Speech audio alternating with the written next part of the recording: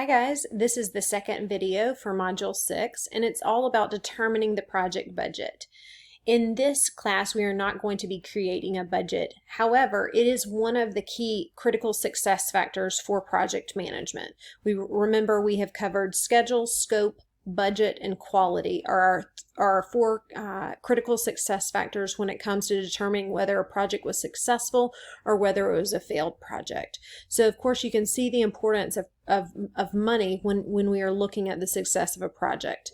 So many project managers really lack budget awareness. Maybe they haven't received the proper training.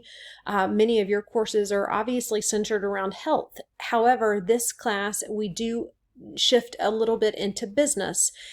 For those of you who have taken business courses before, you are probably familiar with some of the financial aspects of business, which pairs very, very well with health, especially when you are working in a corporate setting. So many times, I'll tell you this, when in my previous role at Smith & Nephew, I managed the fitness center for Smith & Nephew's corporate wellness program, and I did not have control over our financial budget. One of the things that anytime we had expenses, I had to go to our facilities manager and discuss any sort of purchases with him. And that is something that's very common in terms of corporate wellness. So many times project managers are not always super familiar with budgets. However, they are very important, even if you are not developing them all the time. One of the things you can do is you can still develop a project budget even if you are only in charge of the schedule or the scope, or both. It's something that it's a very routine process. It gets you familiar with how much things actually cost. One of the things that I see at the undergraduate level is whenever we're discussing budgets is so many times students think that there are very large budgets for health projects. However, this is one of the areas that usually budget is very, very small, especially in light of all that our country is going through right now with a recession centered around Corona, and how again, there's not probably a lot of extra in terms of monetary budget for large projects centered around health initiatives.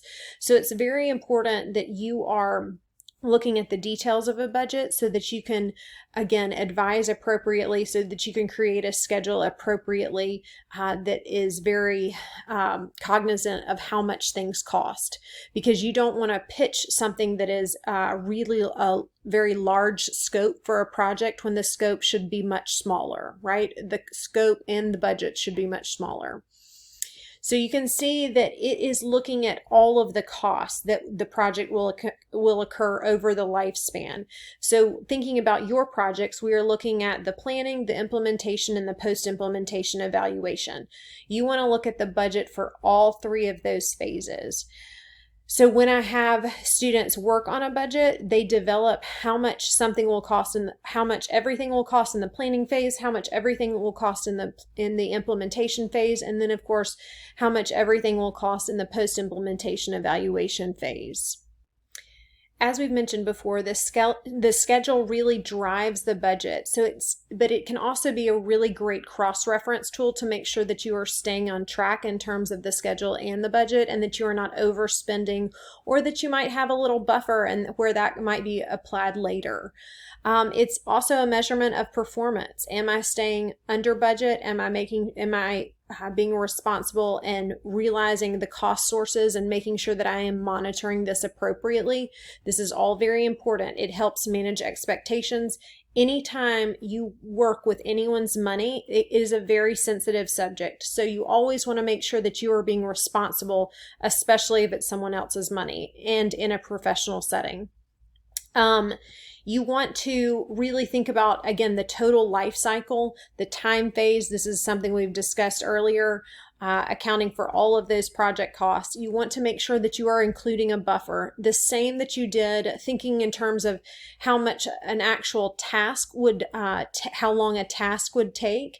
You want to think in terms of how long something might actually cost, and you want to make sure that you have included a buffer. I recently had to have my kitchen redone because of some faulty pipes in the floor that caused a lot of water damage, and it was a very unexpected renovation. This was something that anytime my contractor talked to me, he provided the cost of an item such as cabinets, but he also provided a buffer. So if he gave me a budget for cabinets, and he discussed an actual buffer with me so that he had that built in. So again, he was managing my expectations when redoing my damaged kitchen. So very important to look at that, especially that you are providing a buffer with your clients and or stakeholders. Identify all your costs. That is really step number one. Remember, that is not only actual physical cost of something, of an item, but it is also your human resources. All of these are project budget considerations.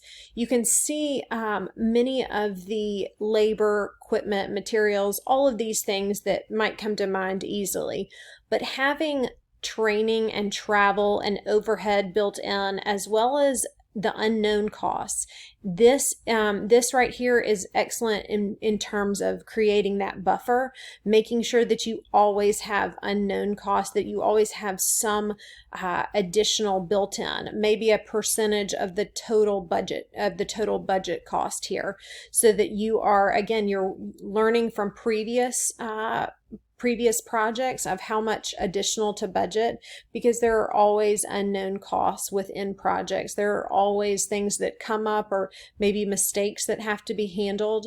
That's the nature of project management, but it's important that you are identifying, that you are creating some reserve there.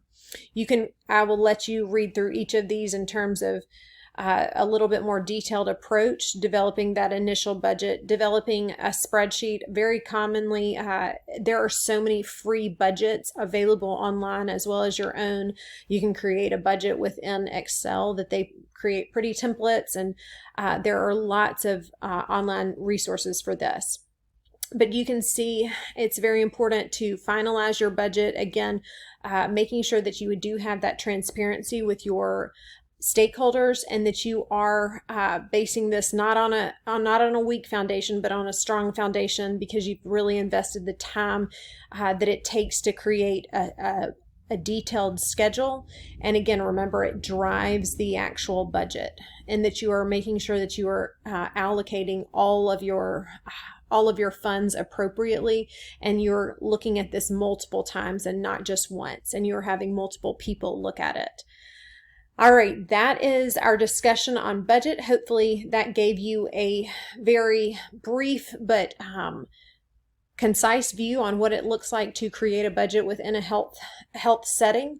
And please feel free to email me with any questions or concerns. Thanks.